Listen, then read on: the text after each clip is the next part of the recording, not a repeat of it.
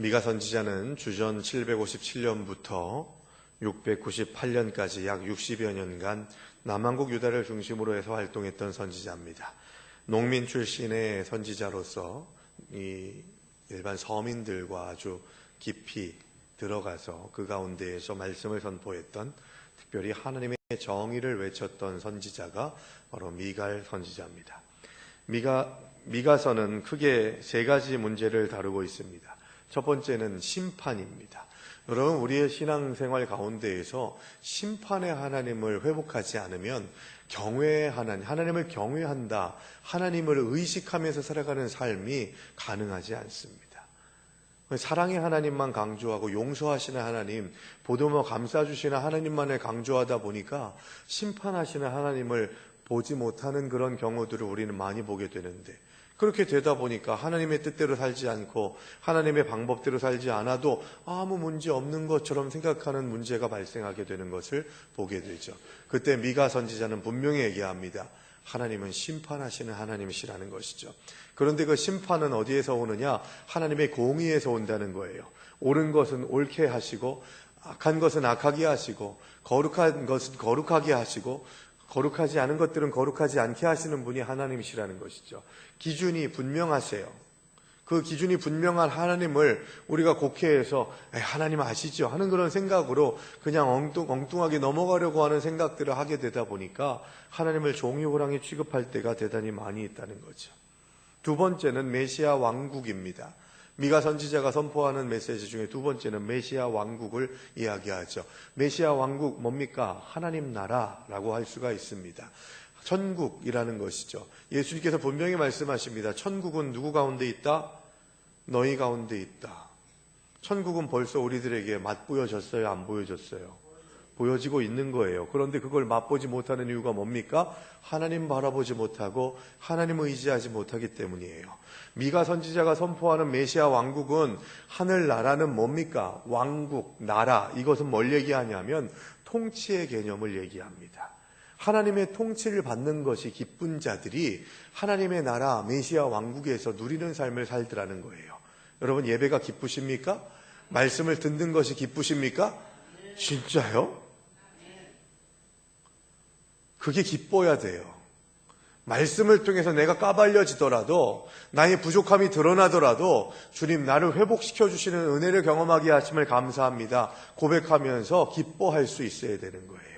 예배의 자리에 들어올 때 정말 마음에 두근반 세근반, 마치 사랑하는 사람을 만날 때의 그 설렘을 가지고서 이 예배의 자리에 나올 수 있어야 되는 거예요. 오늘은 또 뭐를 할까? 언제쯤 끝날까? 하는 그런 생각을 가지고 나오는 것 자체가 은혜 받은 자가 아닐 가능성이 있는 그런 삶의 모습을 가지고 나오는 것이죠. 물론 항상 그럴 수 없어요. 그런데 우리는 어떤 고백이 있어야 됩니까? 내가 은혜 받을 준비가 돼서 사모하는 마음으로 나올 때는 문제가 되지 않지만, 그렇지 않고 제단에 뜰만 밟는 것처럼 나올 때에 그때 우린 기도해야 되는 거예요. 나의 예배자다운 모습을 회복하기 위해서. 여러분, 예배당에 들어오셨을 때 무슨 기도하고 시작하십니까? 이런 기도하셔야 되는 거예요. 주님, 내가 이 예배를 통해서 이 한 번 드리는 예배, 오늘의 예배가 내가 드리는 마지막이 되는 예배가 될 것이라고 하는 마음가짐으로 최선으로 드리는 예배, 주님께 매달리는 예배가 될 수 있게 하여 주시옵소서. 아직도 내 마음이 준비되지 않았으니 주님, 내가 온전하게 하나님의 은혜를 누리며 하나님의 임재를 경험하게 하셔서 죽으면 죽으리라 하는 마음으로, 야곱이 야복강가에서 씨름하는 마음으로 주님께 매달리게 하여 주시옵소서. 이 기도 드려야 되는 거예요. 하나님의 왕국, 하나님의 통치를 기뻐하지 않는 자들은 하나님의 징계를 받는 자들이 될 수밖에 없는 것이죠. 장차 메시아이신 그리스도가 이 땅에 오셔서 이스라엘을 구원하시고 회복시키실 뿐만 아니라 세상을 다스리실 것인데, 그 다스리심을 너는 기뻐하느냐? 그걸 미가서는 묻고 있는 것이죠. 예배가 거추장스러워지셨습니까? 주님의 뜻대로 살아가는 것이 불편해지셨습니까? 메시아 왕국, 하나님의 나라, 하나님의 통치에서 점점 더 벗어나는 죄의 길을 걸어가는 것이라고 생각하면서 우리는 정신 차릴 수 있어야 됩니다. 마지막 세 번째 미가서의 주제는 뭐냐 하면 축복과 회복입니다. 하나 더 붙이면 축복과 회복의 약속인 것이죠. 하나님께서 주시는 복을 미가 선지자가 축복의 메시지로 선언합니다. 왜 축복이냐? 하나님께서 회복시켜 주실 것을 약속하셨거든요. 여러분, 하나님께서 징계하세요. 심판의 하나님이세요. 우리가 잘못하면 하나님께서 징계하십니다. 믿으십니까? 무서워하셔야 돼요, 여러분.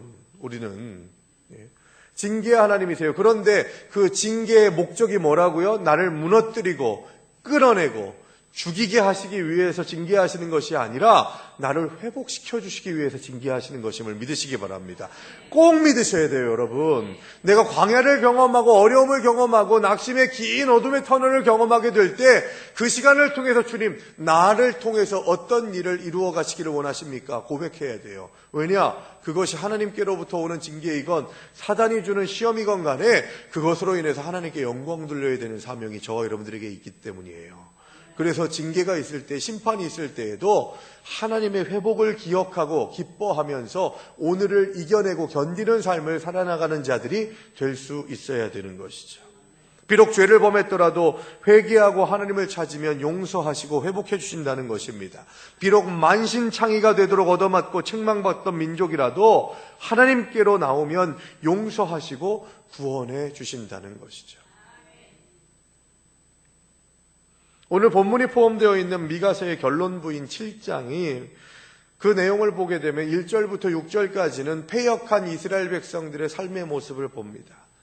하나님을 의지하지 않음으로 인해서 관심 갖게 되는 세상 것들을 의지했을 때에 나타나게 되는 인간적인 악한 현상들, 이런 여러 가지 문제들을 야기하는 이유가 무엇이냐? 바로 세상 것들에 주목했기 때문이라는 거예요. 하느님 중심 신앙, 성소 중심 신앙, 예배 중심 신앙이 되지 못했기 때문에 세상의 것들에 눈을 두게 되는, 집중하게 되는 일들이 일어나게 되고 사람 중심, 세상 중심의 삶을 살게 됐더라는 겁니다. 그러면 여러분, 성경이 말하고 있는 세상의 것들은 뭘까요? 세상의 판단과 평가 기준, 그들이 말하고 있는 가치가 무엇인지를 요한일서 2장 16절, 우리가 잘 아는 말씀입니다. 여기에서 세상의 것들이 무엇인지를 이야기합니다. 요한일서 2장 16절 말씀 뭐라고 얘기하냐면, 이는 세상에 있는 모든 것이 육신의 정욕과 안목의 정욕과 이생의 자랑이니 다 아버지께로부터 온 것이 아니요 세상으로부터 온 것이라. 세 가지를 얘기합니다. 성경은 세상 사람들을 움직이는 동기, 세상이 중요하게 여기는 가치관을 크게 세 가지로 얘기합니다. 첫 번째가 뭐라고요? 육신의 정욕이에요. 이 육신의 정욕은 육신의 쾌락을 추구하면서 자신이 하고 싶은 것, 내가 좋아하는 것, 내가 즐거워하는 것, 내가 원하는 것들을 우선순위로 찾아갈 수 있도록 하게 하는, 하나님을 멀리하게 하는 세상 것들의 첫 번째입니다. 포스트 모더니즘 시대, 다원주의 시대에 나타나게 되는 현상이 뭐냐? 다원주의, 모든 것들이 다 내 중심이라는 거예요. 그래서 개인주의가 성행하게 되고, 옛날에는 그렇게 서로 격려하고 배려하며 살았던 사회가 내가 기분 나쁘니까 투드려 패야 되고, 내가 기분 나쁘니까 저 사람을 린치를 가해도 되고 죽여도 된다고 하는 생각들. 그래서 지난주에 중학생 하나가 옥상에서 떨어졌잖아요. 그래서 참 안타까운 결과가 나왔지 않습니까? 친구들이 구타하면서 때려서 그런 결과가 일어나게 됐는데, 그 때린 친구들이에요. 지나가는 깡패가 아니라. 그 친구들이 왜 그렇게 했냐고, 왜 애를 기절시켰냐고 하니까 재미있을 것 같아서 기절시켰다는 말도 안 되는 말을 해버리는 이 시대를 우리는 살고 있는 거예요. 여러분, 악한 아이들이 그러는 것이 아니라 실제로 우리 아이들이 살아가는 삶의 자리가 그렇게 변질돼 가고 악해져 가고 있다는 거예요. 내가 좋으면, 육신의 정욕에 빠져서 내가 좋으면, 내가 원하면, 내가 재미있을 것 같으면 어떻게 해도 상관이 없다고 하는 세상의 가치에 여러분들은 어떻게 대적하고 어떻게 싸워내고 이겨내실 수 있을까요? 우리는 지금 그 육신의 싸움, 육신의 정욕의 싸움에서 어떻게 승리하고 있느냐를 생각해야 돼요. 내 중심, 내가 좋은 것만, 나의 가치관에 빠져서 하나님의 가치는 알지 못하는 이 육신의 정욕 깨뜨릴 수 있어야 되는 거죠. 두 번째, 안목의 정욕입니다. 여러분, 견물생심이라고 하죠. 그래서 여러분, 우리는 무엇을 보느냐가 정말 중요해요. 어떤 것을 보는 것이 즐거운가? 어떤 것을 보는 것이 기쁨이 있는가? 이거 봐야 되는 거죠. 쓸데없는 것들을 보면서 쾌락을 찾고 즐거움을 찾으려고 하면은 우리는 멸망당할 수밖에 없는 것입니다. 나는 저런 거 봐도 아무 상관없어. 이거 어리석은 생각이에요, 여러분. 그런데 그런 거에 걸려 넘어지는 사람들이 처음부터 거기에 걸려 넘어져야지 하는 사람들이 있겠습니까? 깨어 있어야 돼요. 깨어 있는다는 얘기는 뭐냐 하면 가장 중요한 전략 중에 하나가 뭐냐? 손자병법에서 제일 좋은 병법이 뭐래요? 36개 주랭랑이래요.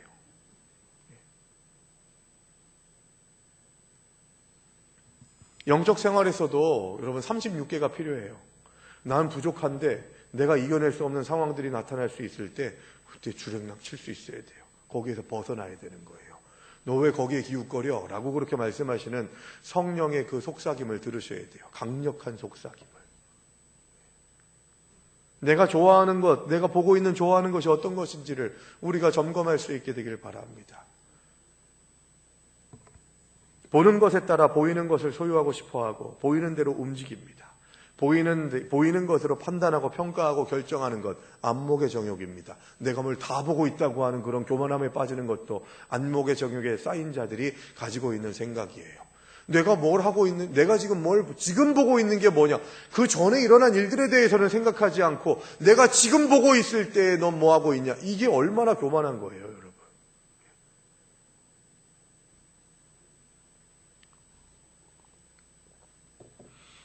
공부하라 아이들한테 그러잖아요. 저도 제가 그럴지는 몰랐는데 애들 공부하라고 그렇게 이야기할 때가 있어요. 그런데 공부하라 그렇게 얘기하는데 제가 신방 갔다 와가지고 딱 들어왔는데 애들이 이렇게 TV 보고 있어요. 그럴 때 야, 니네 TV도 안 보고 아니 공부도 안 하고 TV만 보고 있어? 이게 지금 이러고 이게 지금 말이 되는 거야. 지금 빨리 공부하래. 그럴 때 애들이 가끔씩 그러죠. 우리 공부했어요.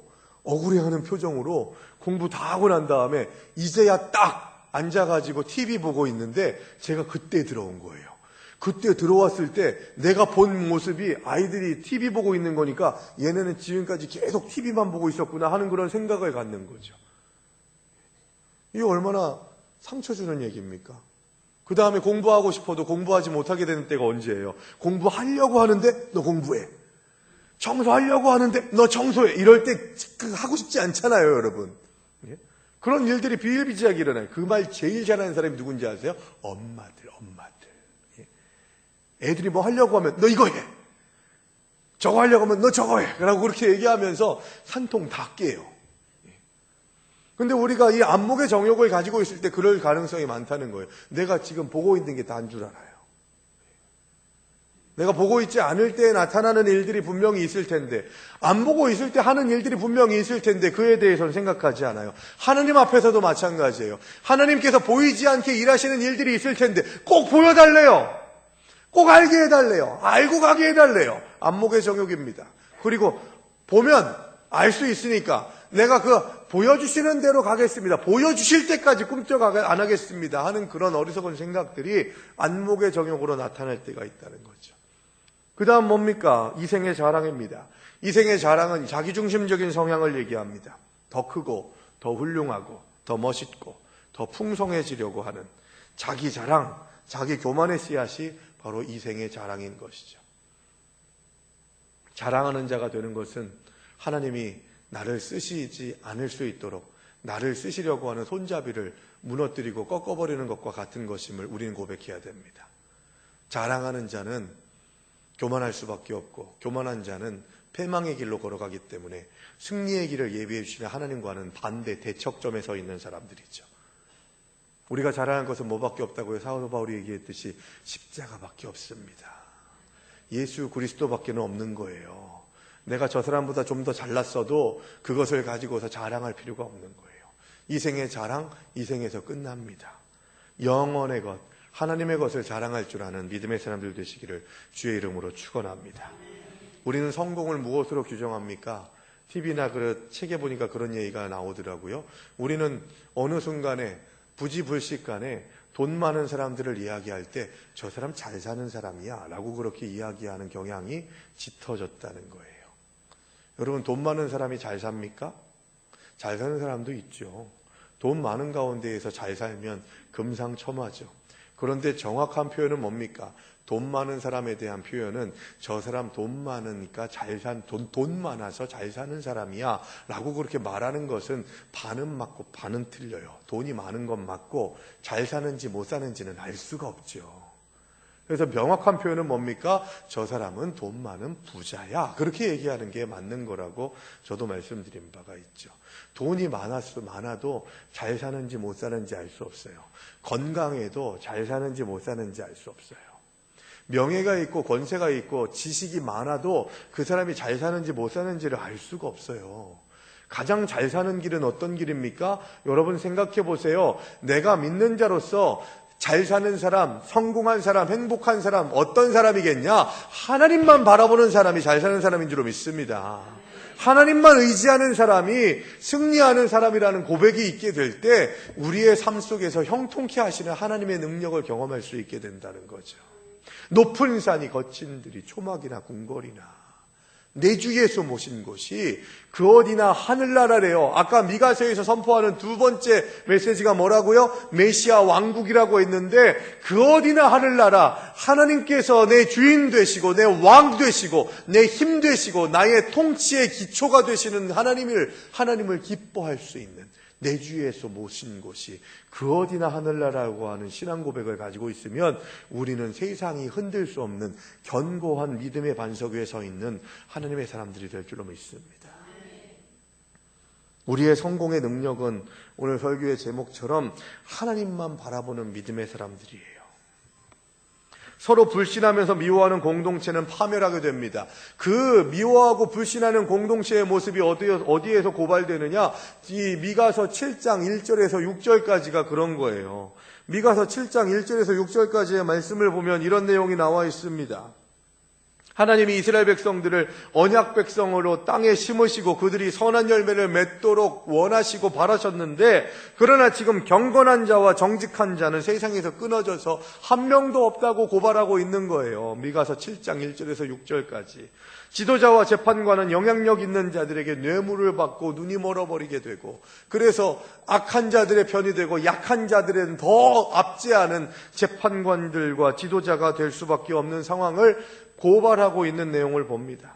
사람들 사이에서 가장 선하다고 평가받는 사람도 다른 사람에게 해를 끼치고 고통을 주는 그런 관계들이 이스라엘 민족 가운데 생기게 되더라는 거예요. 심지어는 가족마저도 서로 원수가 됩니다. 6절 말씀을 제가 한번 볼게요. 6절 말씀을 읽어보면 이런 내용입니다. 아들이 아버지를 멸시하며 딸이 어머니를 대적하며 며느리가 시어머니를 대적하리니 사람의 원수가 곧 자기 집안 사람이르로다. 어떻게 하면 이런 일이 벌어진다고요? 하나님을 의지하고 바라보지 않으면 이런 일들이 벌어지게 된다는 거예요. 가정에서부터 지옥이 된다는 거예요. 그래서 여러분들의 가정이 행복한 가정, 은혜의 가정, 능력의 가정, 위로의 가정, 쉼의 가정이 되지 못하고 있다면 먼저 그 가족의 구성원인 내가 먼저 회개해야 되는 거예요. 하나님의 통치의 방식 가운데에 가장 작은 공동체의 단위가 가정인데 그 가정을 내가 훼손시키고 있는 거예요. 나로 인해서 가정의 평화가 깨지고 있다면 주님 앞에 눈물로 무릎 꿇고 회개할 수 있어야 되는 거예요. 가정에서부터 복에 복이 임하는 하나님 나라가 성취되는 은혜가 있게 되기를 주의 이름으로 축원합니다. 돈 많아지란 얘기 아니에요. 자식들이 좋은 대학교 가고 좋은 직장 얻고 그래서 승진하고 좋은 일들, 세상이 말하는 즐거운 일들만 가득한 곳이 행복한 가정이 아니에요. 고통 가운데 있을지라도 나보다 돈이 적고 저 집은 나보다 더 문제가 많은데 왜 우리 집보다 행복해 보이지? 이게 비밀인 거예요. 이게 우리가 자랑할 게 뭐 있겠어요? 내가 아무리 저 옆집에 있는 203호 사는 사람보다 내가 5천만 원 더 있다고 해도 나보다 5천만 원 더 많은 사람들은 훨씬 많이 있어요. 내가 건강하더라도 나보다 더 건강한 사람들 많이 있어요. 내가 장수하더라도 나보다 더 장수하는 사람들 많이 있어요. 110 몇 세 된 할머니가 그 해외 토픽에 나왔는데 이분은 담배를 즐겨 하시네요. 술을 즐겨 하시네요. 그래서 장수에 대한 것도 하나님의 뜻이에요. 아무리 애쓰고 애써도 건강한 사람들이 갑자기 픽 쓰러져서 하나님 곁으로 가는 일들을 우리는 많이 보잖아요. 그래서 최선을 다해서 준비해야 되고 또 최선을 다해서 건강을 지켜야 되지만 그 또한 하나님께 맡겨야 되는 것 같아요. 내 힘으로 내 의지로 되는 것 아닌 것 같다는 거죠. 그런데 중요한 것, 확신 있는 건 뭔지 아십니까? 하나님을 의지하는 자는 하나님께서 책임져 주신다는 겁니다. 미가서의 상황이나 역사적인 상황을 보게 되면요, 아까 연대를 얘기해 드렸는데 이 남왕국 유다가 아직 멸망하진 않았지만 북왕국 이스라엘이 아수르에 멸망당할 때에, 그리고 그 북왕국 이스라엘의 멸망을 보면서 미가 선지자가 남왕국 유다와 북왕국 이스라엘에 좀 가끔씩 그들에게 말씀을 선포했습니다. 그러니까 지금 이 얘기는 뭐예요? 미가서가 회복과 축복을 선포하는 메시지가 있다 할지라도 미가 선지자의 선포 후에 100년 정도가 지난 다음에 남왕국 유다가 바벨론의 포로가 되고 무너지는 일들이 일어나게 된다는 거예요. 그 이유가 뭐라고요? 너희를 괴롭히기 위해서 바벨론을 세워서 너희를 징계할 것이다. 그 얘기가 아니라 이스라엘 백성들이 하느님 중심, 예배 중심, 성전 중심의 신앙생활을 감당하지 못해서 너희가 내가 참고 참다가 이제 너희를 징계하리라 심판의 하나님을 선포하고 난 다음에 그 다음에 미가 선지자가 뭐라고 한다고요? 회복을 선포한다는 거예요. 회복을. 그래서 회복을 약속하신다는 거죠. 앞으로 진행되는 일들이 어려움이 있고 위기가 있고 무너짐이 있겠지만 너희는 하나님만 바라보라. 그리하면 너희가 살리라라고 말씀하고 있는 겁니다. 미가 선지자는 한 사람의 의인을 찾아볼 수 없는 절망적인 상황 속에서 유일한 소망의 근거는 하나님을 바라보는 신앙이라고 외칩니다. 하나님은 자기 백성을 구원하시는 유일한 소망이십니다. 믿으십니까? 지금 유다는 지도자로서 백성들에 이르기까지 모두 불의에 가득 차서 멸망의 위기에 빠져 있습니다. 어디에서부터 손을 써야 될지 알 수 없는, 다 무너지고 다 상처 입고 다 깨지고 다 부서져 버린 그런 상황과 환경 속에 있었다는 것이죠. 그러나 사람으로는 할 수 없지만 하나님은 하실 수 있습니다. 하나님의 은혜 앞에는 치료 불가능한 것이 없음을 믿으시기 바랍니다. 이건 제 얘기가 아니라 성경의 말씀이에요. 마가복음 10장 27절 말씀, 예수께서 그들을 보시며 이르시되 사람으로는 할 수 없으되 하나님으로는 그렇지 아니하니 하나님으로서는 다 하실 수 있느니라. 하나님은 다 하실 수 있습니다. 나의 도저히 감당할 수 없는, 도저히 회복될 것 같지 않은 그런 어려움과 위기와 무너짐이 있어도 하나님의 은혜 안에 들어가면 모든 것들이 가능하다는 거죠. 기도할 때 기도 응답받지 못하는 가장 큰 이유 중에 하나 뭔지 아세요? 기도하고 있음에도 불구하고 내가 그 기도의 대상들을 그 대상들을 사랑하지 않아요. 그리고 그 기도의 대상들이 회복될 것임을 믿지를 않아요. 우리는 안 돼. 저 사람은 안 돼. 저 공동체는 안 돼. 저 교회는 안 돼. 하면서 그 교회를 위해서, 그 가정을 위해서, 그 사람을 위해서 기도해요. 울리는 진과 꽹과리예요. 받은 줄로 믿고 기도하는 것이 능력의 기도예요. 내가 기도하는데 아유 우리는 안 돼 하는 그런 생각으로 먼저 포기해버리는데 하나님이 왜 그걸 들어주시겠어요?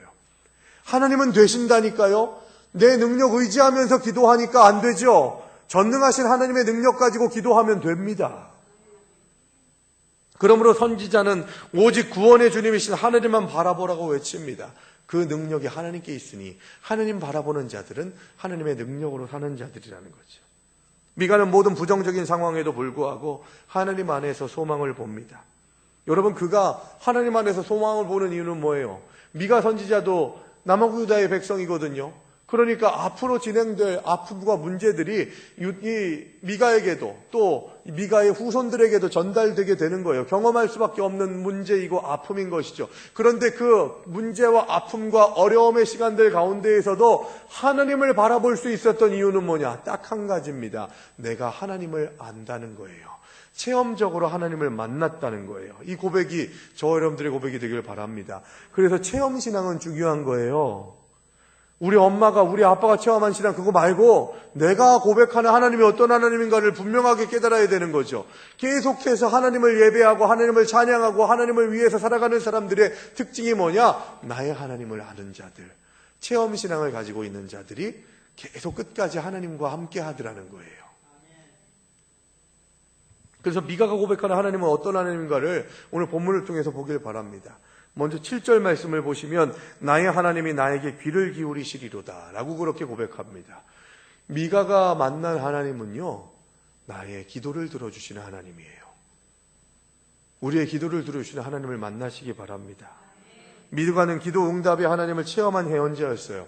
여러분, 그런데 기도 응답, 기도를 들어주시는 하나님, 이 고백은 뭐냐? 기도 생활이 회복되는 은혜를 경험하려면 기도에는 두 가지가 있다고 말씀드렸죠. 기도는 간구하는 기도. 내가 내 기도 제목들을 주님 앞에 아뢰는 기도예요. 두 번째는 뭐냐? 듣는 기도예요. 주님 말씀하시옵소서 제가 듣겠나이다. 이 고백을 할 수 있었던 때가 언제냐? 기도할 때예요, 여러분. 기도할 때. 그래서 내가 30분을 간구하는 기도를 했으면 30분을 듣는 기도의 시간들을 가질 수 있어야 돼요.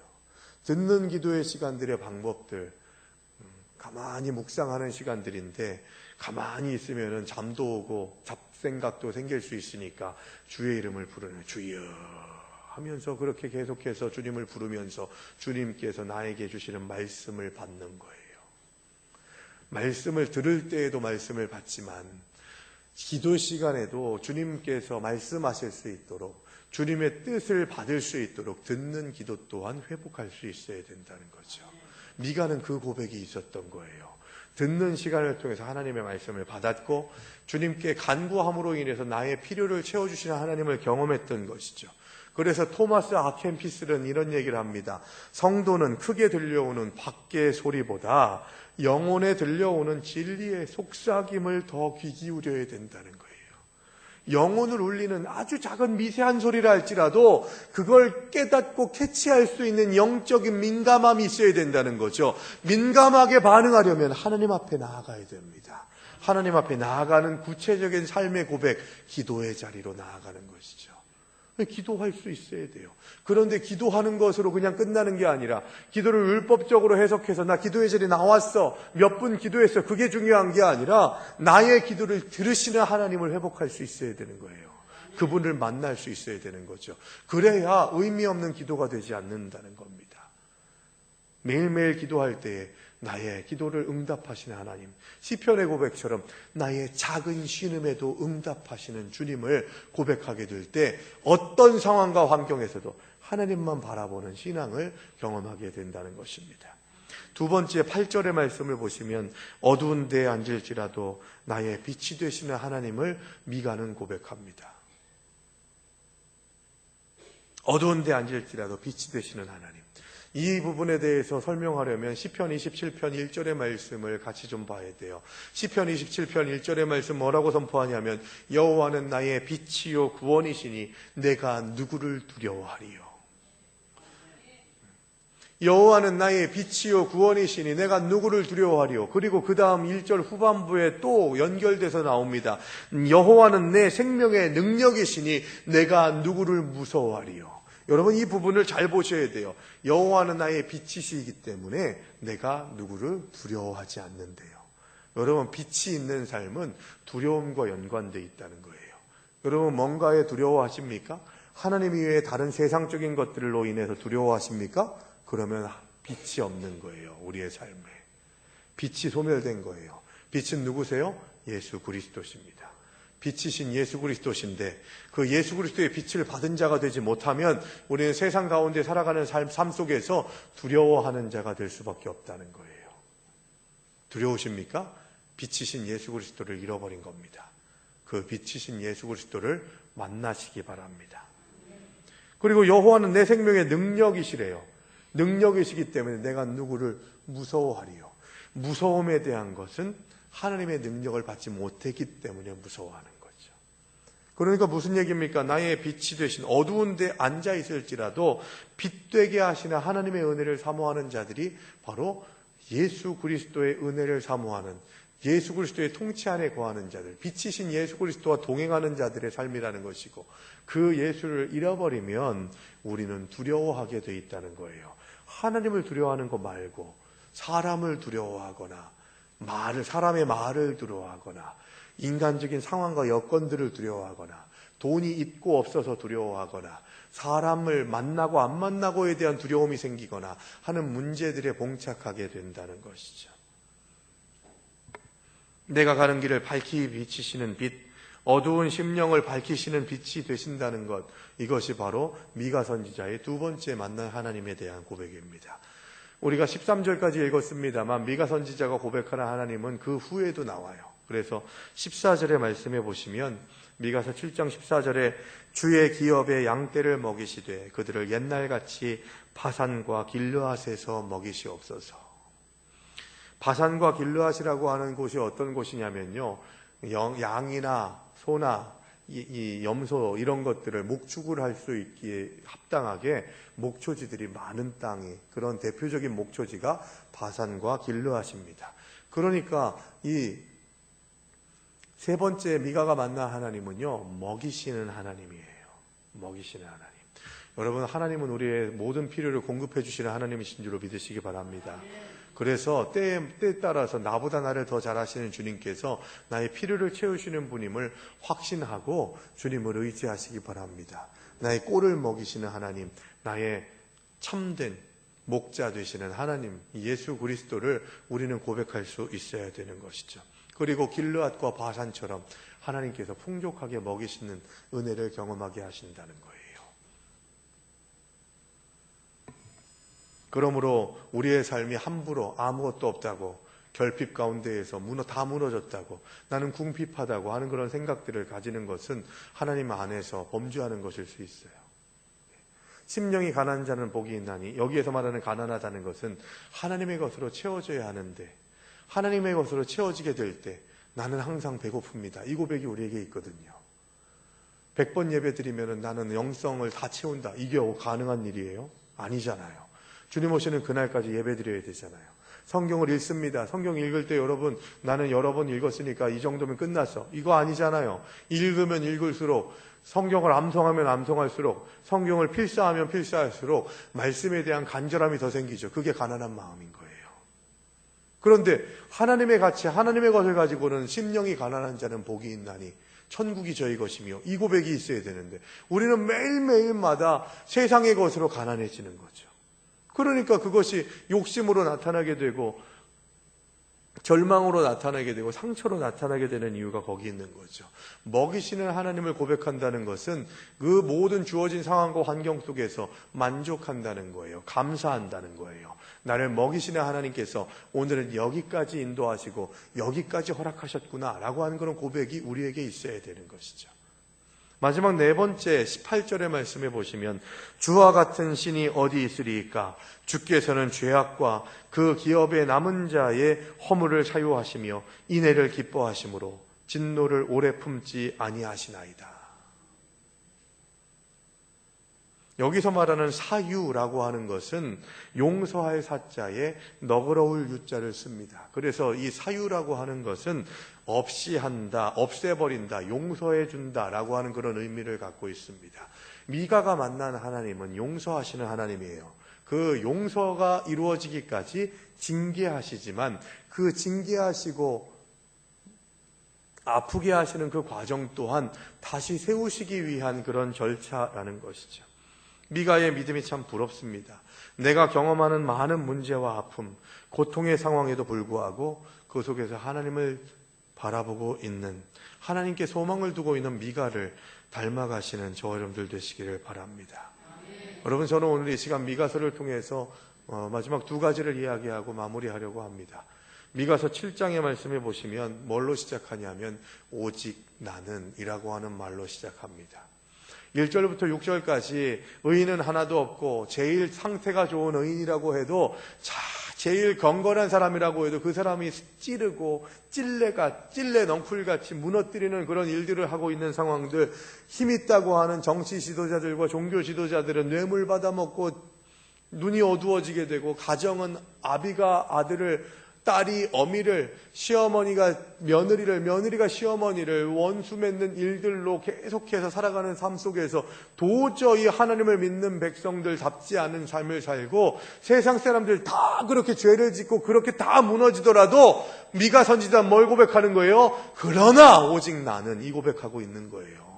너희들이 그렇게 무너지느냐? 너희들이 하나님의 뜻대로 살지 않느냐? 너희들이 온전히 예배드리지 않느냐? 그러나 오직 나는 하나님만 바라보리라. 이 고백이 있어야 되는 거죠. 세상 사람들이 우리에게 견적이 나오게 하는 삶을 살기 위해서는 안 돼요. 너도 똑같지.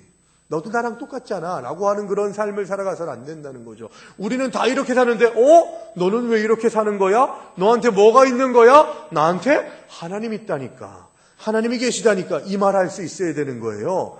근데 저건 나보다 더하네 라고 하는 이야기를 듣게 되면 하나님이 영광 받으시겠습니까? 하나님이 나를 사용하시겠냐는 거예요. 하나님을 바라보는 신앙은 그렇게 구별된 신앙입니다. 승리하는 신앙이라는 거예요. 오직 나는, 이 영성을 회복하시기 바랍니다. 그리고 뭐라고 얘기합니까? 9절 말씀해 보시면 내가 여호와께 범죄하였으니, 범죄했다는 거예요, 여러분. 내가 범죄하지 않았다는 게 아니에요. 이 고백이 필요해요. 내 죄를 볼 수 있어야 되는 거죠. 그의 진노를 당하려니와 마침내 주께서 나를 위하여 논쟁하시고 심판하시며 주께서 나를 인도하사 광명에 이르게 하시리니 내가 그의 공의를 보리로다. 이 얘기 무슨 얘기입니까? 바로 하나님께서 나의 변호인이 되어주시겠다는 거예요. 그때 어떤 일이 벌어지냐? 10절 말씀, 나의 대적이 이것을 보고 부끄러워하리니, 이것이 뭐예요? 9절 말씀인 거예요. 내가 범죄했을지라도 마침내 주께서 나를 회복시켜 주실 것이라고 하는 약속이죠. 그걸 볼 때에 나의 대적들이 부끄러워한대요.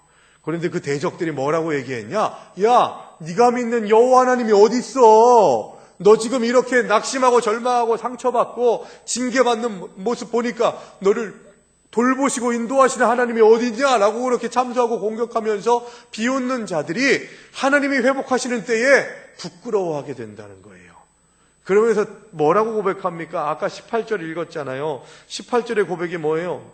바로 주와 같은 신이 어디 있으리까? 네가 믿는 여호와 하나님 어디 있느냐라고 참소하고 공격하면서 우리의 대적들이 내가 믿는 하나님을 조롱하게 될 때 우린 이런 고백이 있어야 되는 거예요. 주와 같은 분이 어디에 있으시겠습니까? 이 얘기는 뭐예요? 주와 같은 분 없다는 거예요. 나는 주님밖에 없다는 거예요. 이 고백이 우리의 고백이 돼야 되는 거죠. 그런데 우리는 어떤 고백을 할 때가 많습니까? 네가 믿는 주 여호와 하나님 어디 있느냐라고 그렇게 우리를 공격하게 될 때 우리가 쉽게 내 마음으로 그렇게 고백할 때가 많아요. 그러니까 주님 어디 계신 겁니까? 나도 좀 찾고 싶네 하는 그런 생각들을 가질 때가 너무 많이 있다는 거죠. 주님은 벌써 우리와 함께 하신다니까요.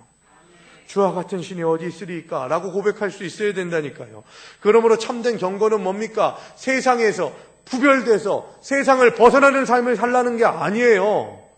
세상에서 분리되는 삶이 아니라 예수님처럼 세상 안에 들어가셔서 죄인들과 함께 먹고 마시면서 그들의 변화, 그들의 회복을 위해서 기도하시고 헌신하셨다는 거예요. 그래서 그들에게 빛을 볼 수 있도록 인도해 주셨다는 것이죠. 예수님과 같은 삶을 살아가려면 우리가 어떻게 해야 됩니까? 이제는 내가 구별되는 하나님의 사람들이 되기 위해서 죄인들과 멀리 떨어지고 죄된 세상에서 벗어나는 삶을 살겠다고 하는 것이 아니라 그 세상, 죄악된 세상, 더럽고 추한 세상에 들어가서 한 가지라도 실천하겠다고 하는, 주님의 백성다운 삶을 살아가겠다고 고백하는, 하나님의 통치를 기뻐하겠다고, 실천적으로 주님께서 통치하시는 삶을 기뻐하겠다고 다짐하는 그런 삶이 경건의 삶인 줄로 믿습니다. 여러분, 우리는 고백해야 돼요. 하나님만 바라보는 신앙을 깨뜨리게 하는 그런 모든 대적들이 10절에서 말씀하고 있는 것처럼 우리에게 참소하고 공격합니다. 야, 네가 믿는 하나님이 어디 있어? 네가 믿는 하나님이. 내가 보니까 네가 믿는 하나님 없는 것 같은데, 너 인생 보니까 힘들고 지치고 낙심하고 너도 죄 짓고 너도 우리랑 똑같이 사는데 뭐 하나님이 있다는 거야? 라고 그렇게 말할 때 우리는 이렇게 고백해야 돼요. 따라합시다. 두고 보자. 진짜 이 고백하셔야 돼요. 두고 보자. 그런데 이 두고 보자의 고백은 내가 그때 지금 이렇게 얘기했지. 내가 가만 안 둘 거야. 쫑쿠 주려고 하고 죽이려고 하는 두고 보자가 아니라, 두고 봐라. 내 하나님이 어떤 분이신지 네가 알게 될 거야. 내 하나님이 어떤 분이신지 나를 통해 알게 될 거야.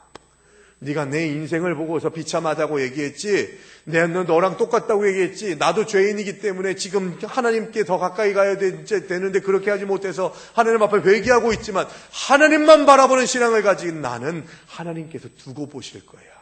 하나님께서 회복시켜 주실 거야. 그거 네가 두고 봐라.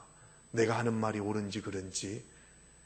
10절에 있는 말씀처럼 나로 회복해 주실 때 나의 대적들이 나로 인해, 내가 회복되는 것으로 인해서 부끄러워할 것이라고 하는 고백이 나로 인해서 선포될 수 있도록, 여러분들의 삶의 상황이나 환경이 어떨지라도, 우리들에게 처한 여러 가지 여건들이 아무리 좋지 않더라도 하나님만 바라보는 신앙으로, 여호와 같은 분이 어디 계십니까?